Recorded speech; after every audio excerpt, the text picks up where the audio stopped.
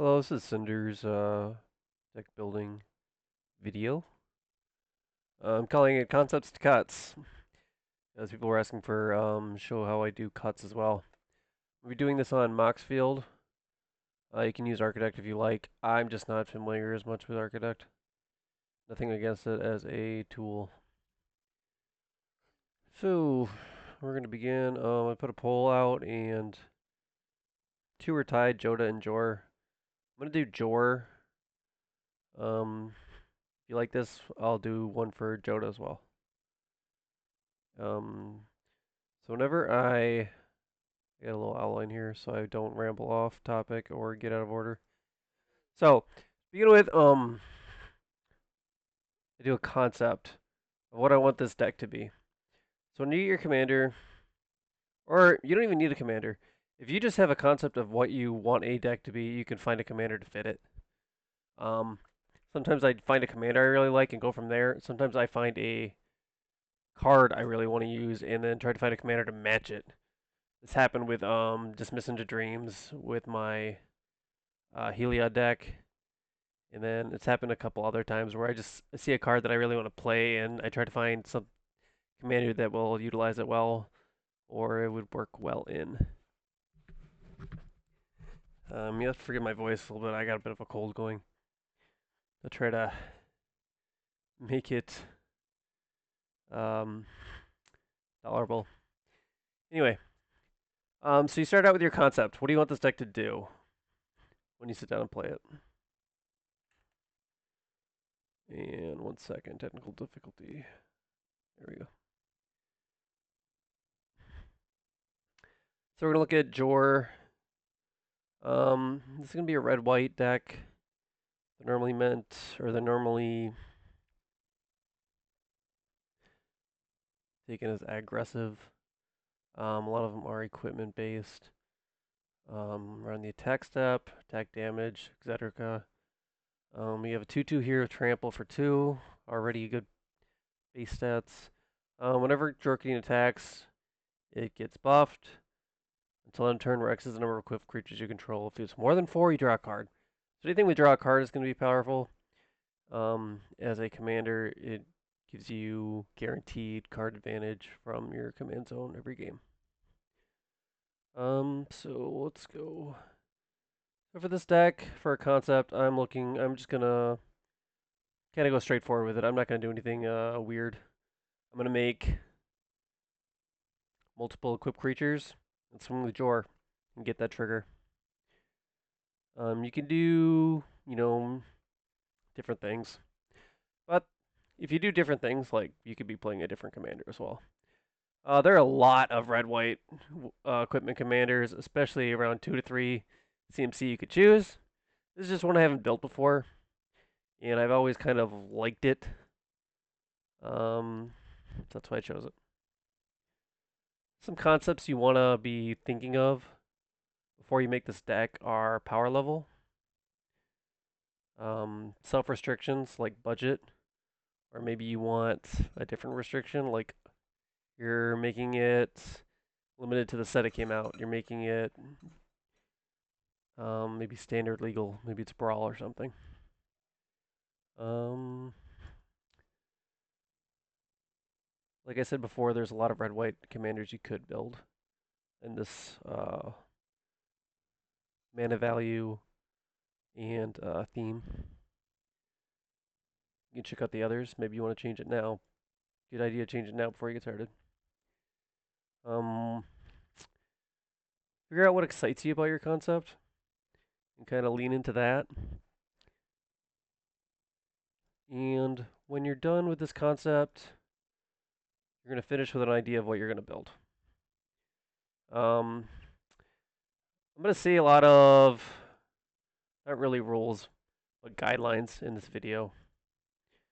Remember the EDH is more guidelines than rules. It's your deck. You can do whatever you want. As long as you're applying to 99 cards in Commander, your deck is legal. So, because that's all that you really need to do. And you're inside your Commander's color identity. As long as you're applying to the actual rules of EDH and Commander, your deck will be legal for you to play and enjoy. We're gonna move on to the build. Now you got your concept. I start building it. Um, so again, with keep your restrictions in mind. I decided to choose. Let's check out the actual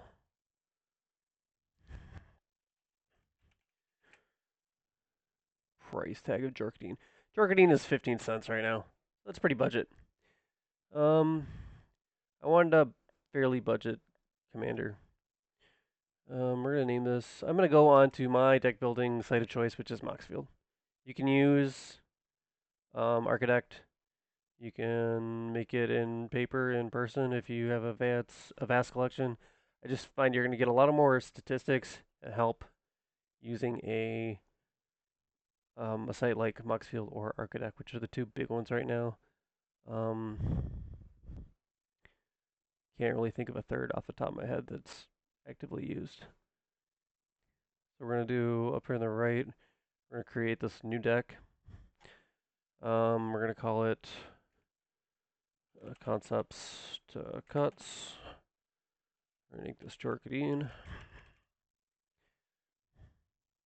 There's two Jor Kadeens. I'm gonna choose the first Goldwarden. For your profile on Moxfield, you can put these in folders to make it easier to organize them. I'm gonna make this unlisted. That just means it won't show up on my list under my profile. But if I link it, you can get to it. That's the difference between private and unlisted. Private, a link won't even work for it. But unlisted, a link will work for it. But only a link. And then public, anyone can see it on your profile. And then you can also paste in a list, file, or URL. You can switch from like tapped out, which is an old one that people used. I use it personally. Architect, whatever, or just text file. We don't have a list. We're building from scratch, so we're gonna hit none. I'm not gonna put this in a folder. Maybe I'll make a folder for these, but right now I don't have one. So I'll create this. I'm gonna end up looking at a page like this. So let's continue here. Get my page off to the side. So a lot of people may start with your mana base. You can do that. I try to stick between 35 and 37-ish lands.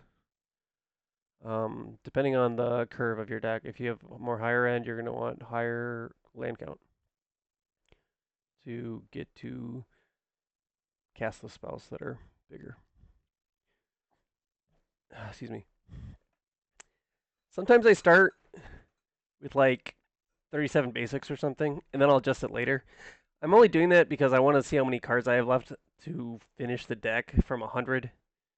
I'm always going to change it at the end. You can, so just know if you put your mana base in to begin with, redo it at the end because you're going to have different balance of colors. Like if this deck is mostly red and I add half white, half red, at the end I'm going to have to add more red sources, right? If you want to add utility lands, then you're going to have even less colored sources. So you got to keep that in mind and something to look at when I'm all done, when I'm at 100, when I'm looking to test this deck. So another thing to do is, this is the big one right here. Look at all, I heard this word, the way they described it on Legendary Creatures podcast. They call it hooks. So you're going to look at your commander and look at all the hooks to hang your hat on the card. Don't just look at the text box. There's a lot of things that you can benefit from on the card. Some cards that you might not think of. The cards that won't fit in this deck that could fit in a regular red-white deck. Make it kind of unique. So we're going to look at Jor Kadeen here.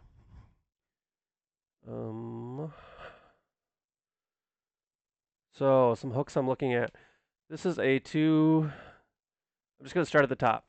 2 CMC commander. Very cheap. It's going to be your 2. You're going to want to pay this on turn 2 every game? Maybe. It's possible. Does not have haste, so keep that in mind. If you're paying it on turn 2, you're not going to be able to swing until turn 3. And chances are you are probably only going to have one equipped creature then, possibly. This might be better to play later after setting up. We got a legendary creature. Obviously, all commanders will be, unless stated otherwise on the card that they're legal to play as commander. So we got 2 creature types here, human and rebel.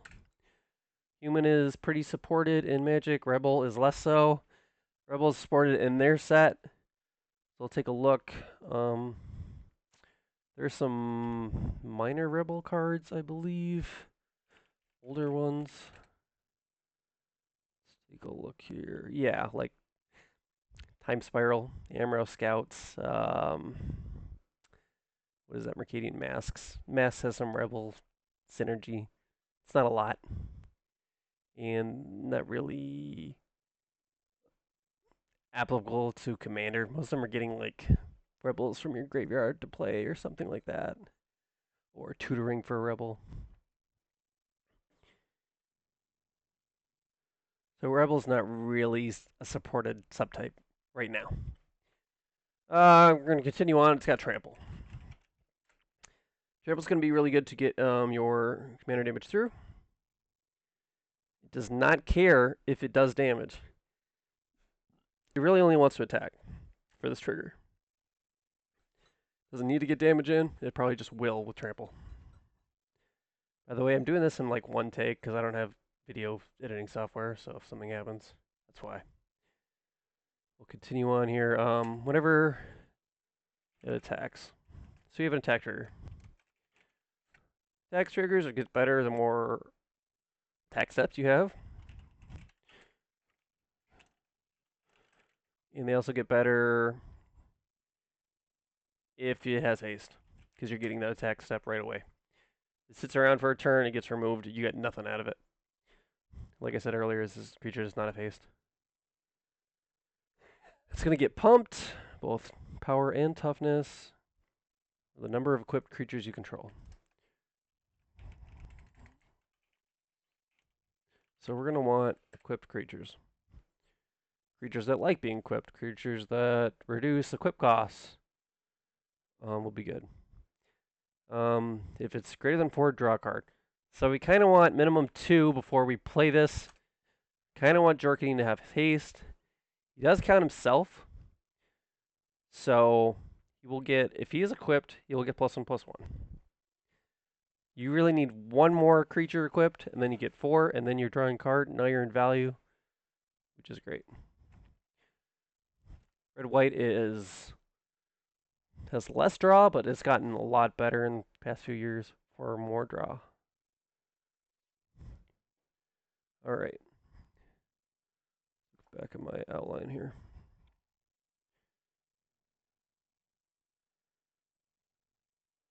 Went over the hooks. When you're looking at commander for hooks, you're looking at, so I start with the pip cost, mana value.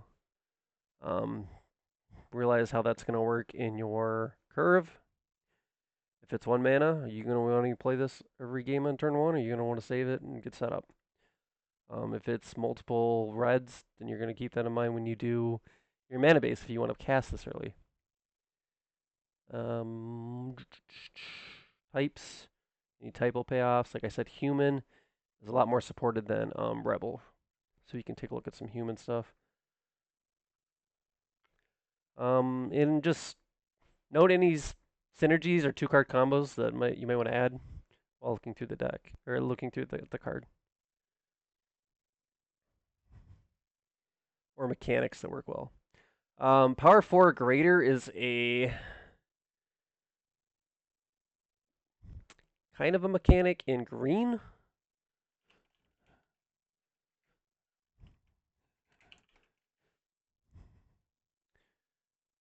Like stuff like Garrick's Uprising. Ferocious is the actual keyword for it. Don't believe there is any in. Oh, there's a couple in red. Nothing in white. So Battle Rage is the only Timur Battle Rage is the only real playable card with Ferocious and red white. I look at stuff like that. Um, Buffs, trample, draw a card. Uh, draw card triggers. Whenever Blink draws a card, do a thing. You can think about that when you're building, because that's really what you want to get to. So this card is kind of. We'll get to this next step here.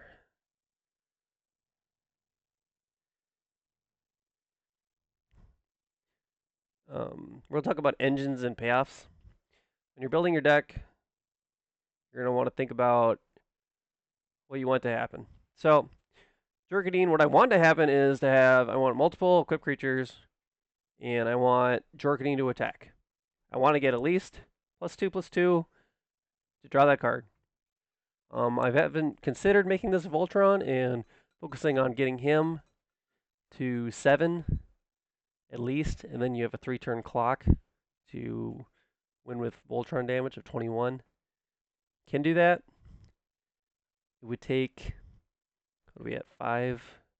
Counts itself. 4 creatures. So 4, yeah. 4 other equipped creatures and him to get to 7. Doable. 2/2. You do have Trample, which is a very good keyword for Voltron because it kind of implies that you're going to get damage through the attacks no matter what. So it's an idea. Whether you want to go Voltron with it or you just want to go wide with it. By wide, I mean just lots of little creatures all equipped. You're not really focusing on getting all the damage in Major, focusing on everybody getting the damage. Before when I was talking about engines and payoffs. If I close that again.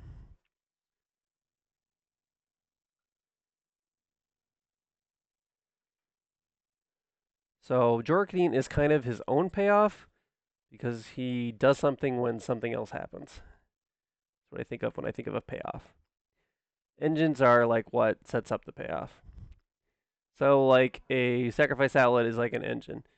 It lets you do something, but your payoff is what happens when you do something. If you have too many payoffs and no engines, your payoffs don't do anything. If you have too many engines and no payoffs, you're doing nothing. You're getting no value out of what you're doing in the deck. So you got to keep that in mind when you're making decks. If you have too many payoffs and not enough engines, you're gonna seem like you're doing nothing. You're just waiting for triggers that don't happen. If you have too many engines, not enough payoffs, you're gonna be doing things but not getting any reward for it. You're not getting value for it. So we'll get started here. So that's just my little spiel on engines and payoffs. Lately, Wizards has been making more commanders that have engines and payoffs built into the same card, which makes them quite powerful. As you can imagine, you don't have to look for 2 cards, you're getting all of it in one. This is kind of doing that. It's pumping itself and drawing a card. Now, if you would get Jor Kadeen power over 4 with nothing else equipped, not even Jor equipped, doesn't need to be equipped, just needs to be at 4, you get that draw. So that's something to keep in mind as well. If we have a +2/+0 effect, I'm getting a draw. Doesn't care if anything is equipped or not. It'll get +0/+0, where X is the number of equipped creatures I control. Then it checks if Jor Kadeen's power is 4 or greater. Draw a card. So the equip thing is not a mandatory effect. These are 2 different clauses. It will get a buff, and then it checks if it's 4. You draw a card. Doesn't care if the buff got it there. Just cares that it's 4. So we're going to look at Moxfield now.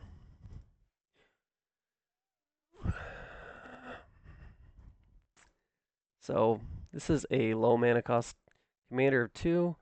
I'm going to be looking at probably 36 lands. So subtract that from 99, and we get, let's Let's see, I'll just add mountains here.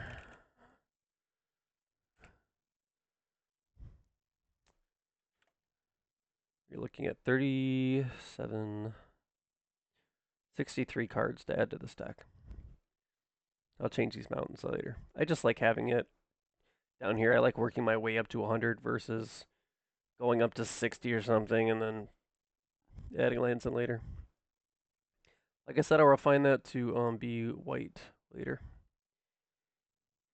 Let's look at some of the statistics that Moxfield has for us. It's going to show you mana values of everything in your deck. And it's going to show you mana costs and mana sources of what you have in this deck. So right now I have all mountains, so everything's producing red. That'll change as we go. You're going to kind of want to match these numbers when you're done. It'll help you play your colors equal to your sources. You don't get color screwed. All right, so we're going to start with Jor Kadeen here.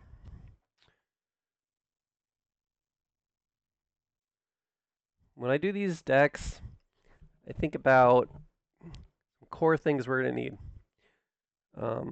Removal, draw, and ramp.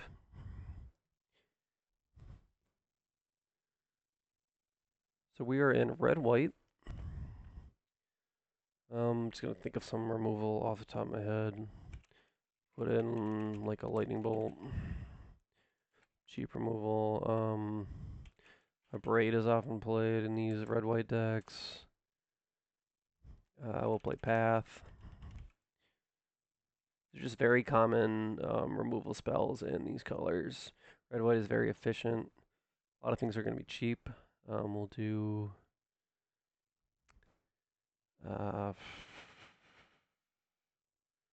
dismissal, whatever that card is. Galadriel's dismissal. This card, it'll show you the dollar amounts for whatever website you want to on Moxfield. You don't have to use expensive cards, obviously. Do whatever's in your budget. I happen to have a copy of Galadriel's dismissal, so I'm putting it in.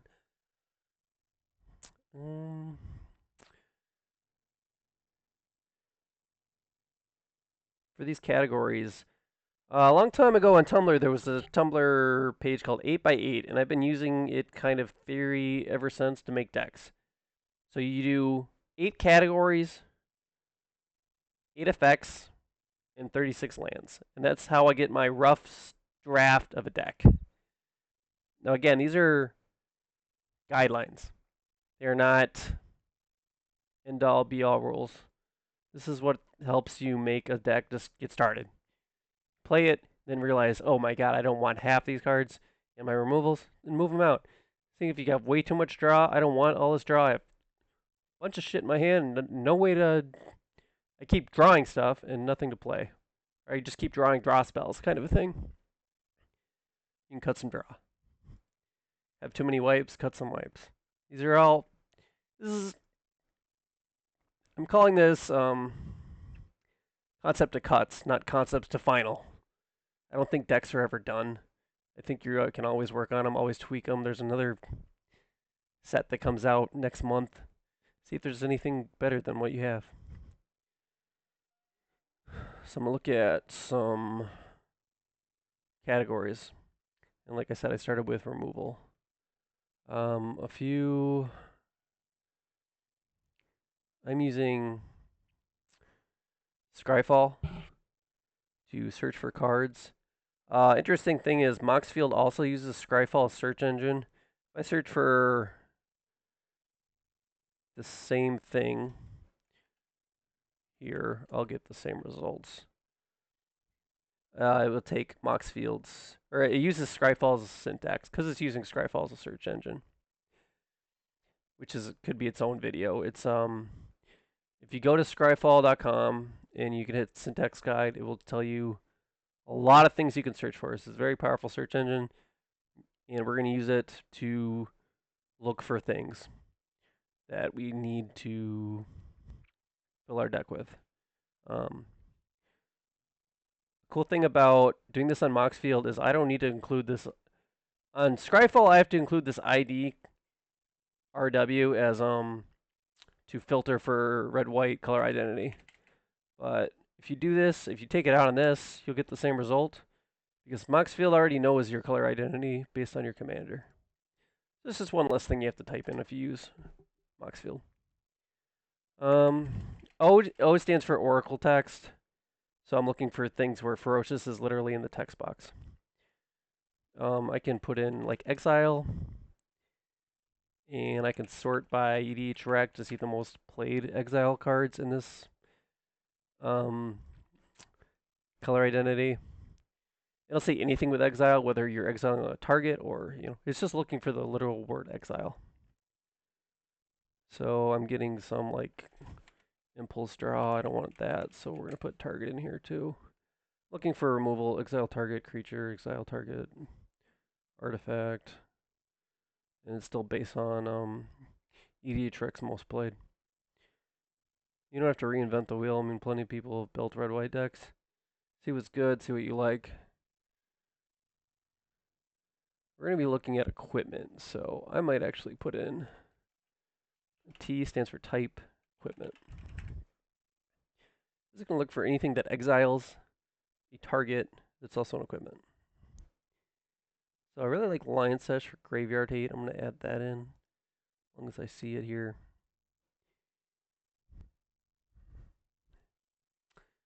And this blinks, so nothing literally exiles.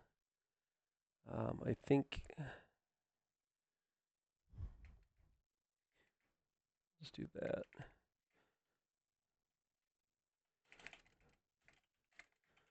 Look for anything that destroys. That's also good removal. Let's look for cards. These are most played and they'll generally be good for you. You want to keep your stuff versatile. Austere Command is a great example of this. It can do 2 of any of these effects. Braid again is modal spells are great. We can try Vandal Blast and Generous Gift. This is the stage where people throw 150 cards in and then cut back when they're done. So you kind of just throw everything into a pile and cut when you're done. I generally don't have as much of a problem cutting. I have a harder time getting to 100 personally just because I know what I'd like to play. And sometimes I have to fill in spots. This Tear and Wear and Tear is also a great red-white card we can play. Vanquish the Horde's excellent wipe. Probably play that. Commando's good removal as well. MDFCs are great to have in your deck. We're not going to have artifact creatures, so I'm not going to look at that one. Again, modal spell. A lot of these things are niche to what you're playing. Every part is decent. We'll try that. Smantler is pretty good as well.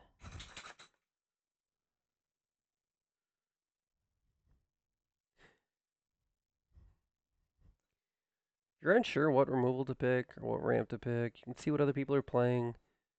Ask. Like I said, your deck's not done just because it's at 100. It's not like you can't change it.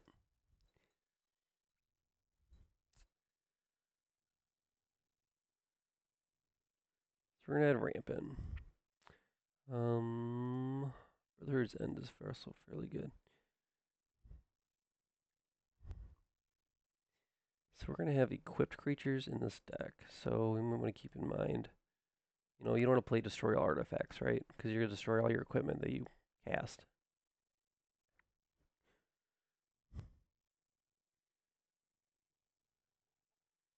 I'm gonna add some equipment, and we're gonna sort it by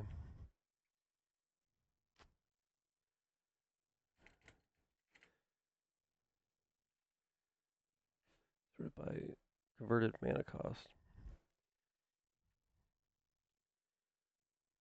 Anything that mentions equipment. It won't be, I didn't change that. We'll change it to actually type equipment. You can just see kind of what you can search for. You can sort, if you don't want to use the syntax. If you go to the advanced search in Scryfall, you can put everything in. This is just kind of the long form. It'll make the syntax for you. It's super helpful in my opinion. We have a lot of 0 mana stuff we could put in. We could do, Paradise Mantle. Like, all these 0 cost equipments will be great to trigger him. Even 1 cost. Guess we just have 3 in our colors that are kind of worth playing. We'll play Bonesaw.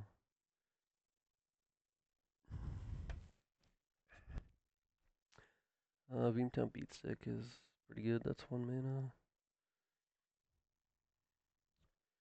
Want cheap equipment. We kind of want to get this ball rolling early. This is pretty good. Bless with most. And then here we go. We have another payoff for being a human. Bladed bracers. Go back to the deck. We'll see what we have so far. Another thing that'll really help you when you're making your deck on a website is categorizing it through what's called tags. If we right click on this one, I'll go to change tags. I currently have this in a tag already. This is a global Moxfield tag called removal that I have. And then you can use specific tags with just a hashtag.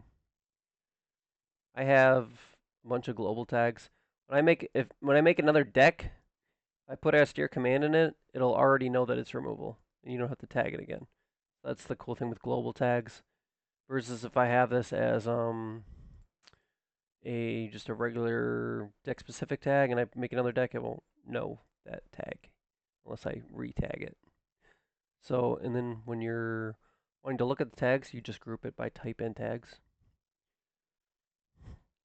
So this would be another global one I have. It's called Graveyard Hate.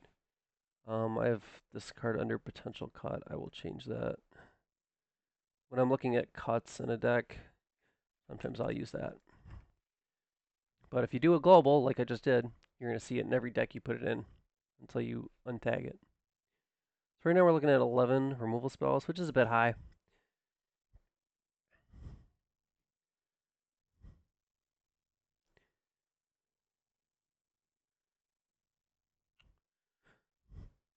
We'll go down and look at this. You see that this has changed now to reflect our additional cards. We have a MDFC in here, which is throwing the red sources off. 36 out of 37 lands produce red because we now have a 37th land, which is our Witch Enchanter.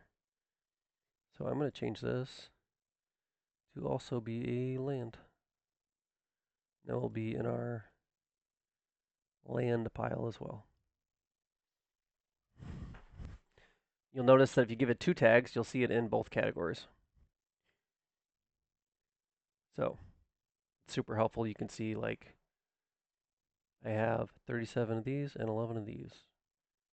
It doesn't just lose it just because it's in multiple categories.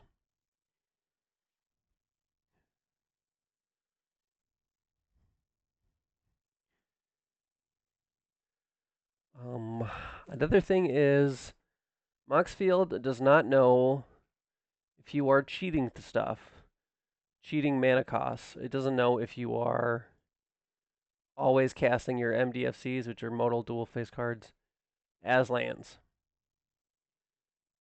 Or most of the times as lands, which is what I do. So you are able to change this mana cost to 0. Now when I sort this by mana cost, it will be down here with my zeros. Because 99 or 90% of the time my Witch Enchanter is going to be a land. I don't want it throwing off my curve of 4 drops. Same thing with this Vanquishes the Horde. I can change this mana cost. I'm never going to be casting it at 8. What do I want to cast for this for? Probably white.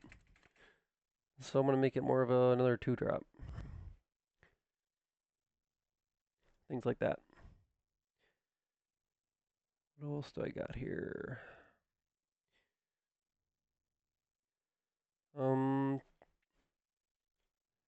When you're going through cards, just remember that the game is multiplayer and you are playing against other people.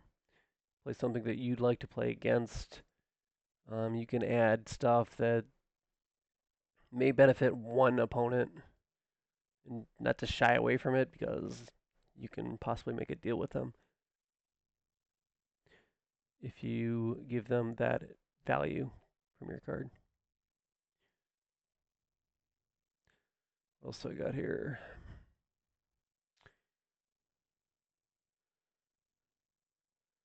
I'm gonna probably make another video with the finished build. Just kind of went through one category here. I'm gonna do the same thing with other categories. So I'm not gonna make for categories. I'm gonna have removal, ramp, and draw in every deck. And then I'm going to have possibly a personal or like a pet card category, which may not be very big, not nearly as big as the other three I mentioned. Then I'm going to be looking at other effects I want. So for this deck, I'm going to have like an equipment category. I'm going to want cheap equipment. Then I'm going to want cheap creatures to put them on. That could be another category. And maybe draw triggers. If I'm going wide, maybe I want anthem effects. Maybe I want Perforos type effects where they each deal damage when they come in. Or alliance triggers whenever a creature comes in.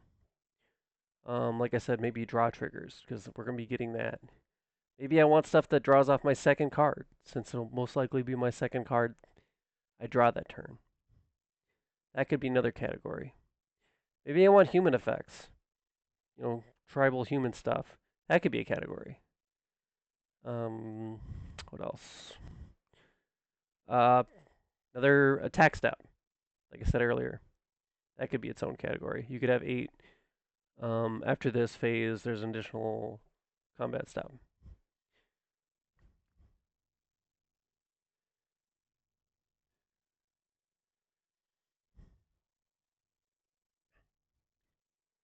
I'm just going to talk about cutting. When you are done with your deck,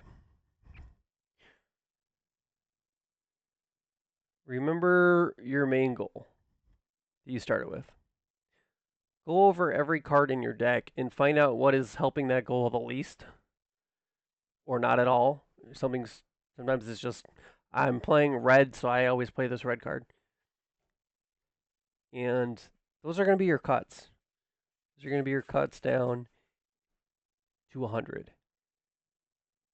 Other cuts can be what you have too much of, which you can only find out through playtesting, which will be they have a playtest feature on Moxfield right here. You basically just play the deck. You know, I go for my turn 4, I draw for turn, cast. You can tap this, cast this. Basically, you're playing against no one, which is called goldfishing.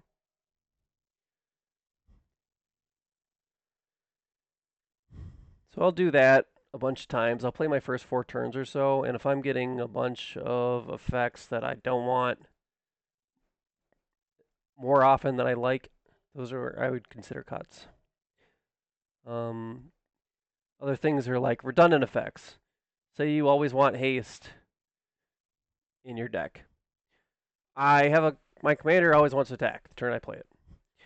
Well, if you get 2 sources of haste, now they're redundant, and you may not need as many sources of haste, which is going to be a struggle when you're building Voltron. You want to put haste, you know, cards in your deck. As soon as you get your second haste card, your first one's useless.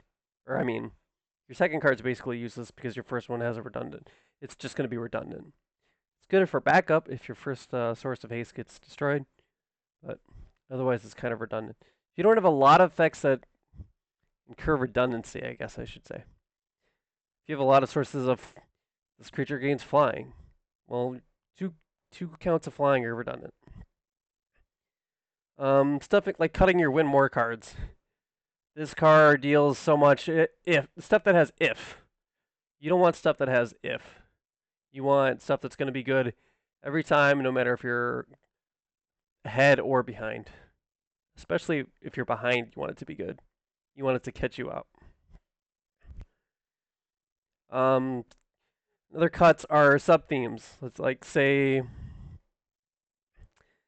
I have like a human sub theme for my Jor Kadeen deck, but I only have like 4 cards of it. I might just cut the whole thing.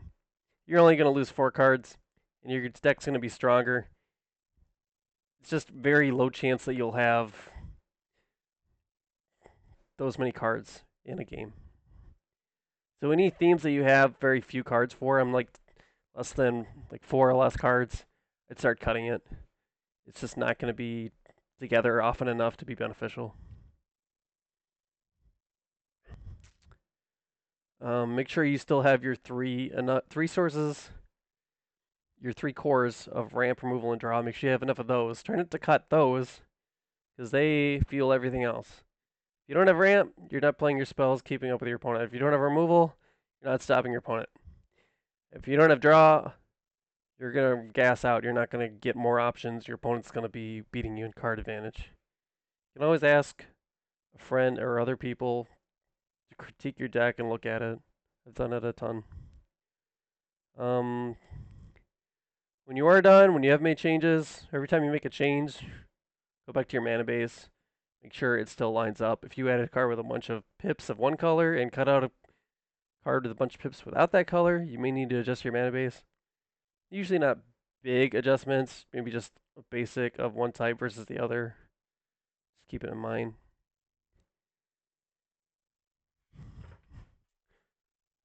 Keep in mind what you're doing early game, mid game, and late game.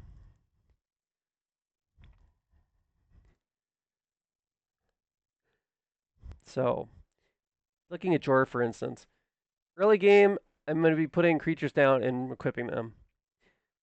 Mid game, I'm going to be wanting to play Jor. I'm wanting to swing. I'm wanting his power to be more than 4, and I'm wanting to draw a card. Late game, you could probably think about these will probably be after some board wipes, after people have removed your stuff. You're going to be thinking about getting your stuff back. Stuff like Savine's Reclamation. Um, Stuff like Dust to Dawn.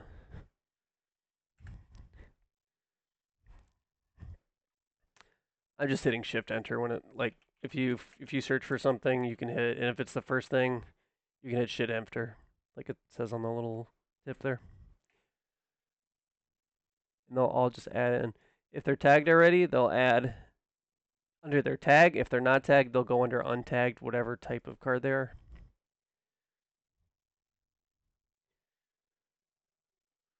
What else do I have here? Another thing when you're playtesting is you're going to find out what happens when 2 cards that may, synergize or not synergize are on the field together. And you can ask. There's been plenty of times where I playtest this and go, well, I never thought about this being on the field with that. Now I don't know what happens technically, so I need to look that up, figure it out. Maybe it's a good thing, maybe it's a bad thing. If it's a bad thing, I might want to take it out. It might be a viable cut.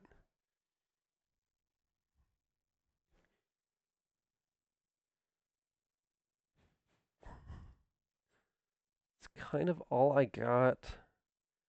I realized I didn't make the whole deck. I don't want this, but that's usually a couple-hour process, and I didn't want the video to be that long. Um, some things that I'll add that you're going to want to put in your deck are like one-sided board wipes. Board wipes that help you. I'm going to put Winds of Abandon is a great example of that. That's just a exile spell, or it's an overloaded one-sided wipe. Stuff like, I think I put Vandal Blast in here too, yeah. Those are one-sided wipes for things you don't control. If you put too many board wipes, like I have one in here, Vanquish right now, you'll set yourself back up. You'll set yourself behind, because everyone else will catch up while you spend all your mana to cast your board wipe. This is why Vanquish is one of the better ones, because it lets you build up a little bit on your board after wiping it, because it'll only be 2 white mana. One-sided board wipes. Graveyard Hate. Currently have Line Sash. That might be the best equipment for Graveyard Hate. I can add some more. I don't add like 8 Graveyard Hate cards. I'll add a few. If I'm in black, I'll add Bog, and I'll add Soul Guide Lantern, stuff like that. Um, it'll generally will not be as big a category as removal ramp or draw. When you look at your commander, figure out what they're doing. There is a draw trigger on this card. I might be able to get away with putting less draw on my deck because I'll have more consistent draw because my commander will always be available.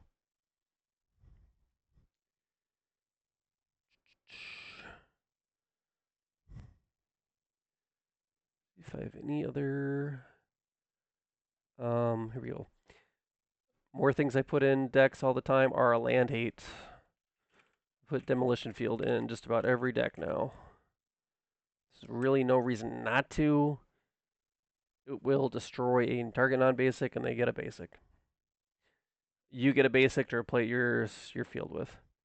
Basically, you're paying 3 mana to nuke a land that's giving you a problem, like coffers, for instance. Remember to add in win cons if you're going wide, like this deck probably is. So a win con would be like a I don't think over the top's what I'm thinking of. No. Like over an effect, like giving everyone +1/+1 and trample, something like that. Could be a win con. Since it's going to be a combat-based deck. Always put in backup plans. Don't count on your first win con to be what wins it every time. One person has a constant miss. Your combat deck no longer gets to win. So try to put in a non-combat win con. Don't put all your eggs in one basket. It's easier to get blown out through one card. And remember, political aspects, your opponents can help you, your opponents can hurt you.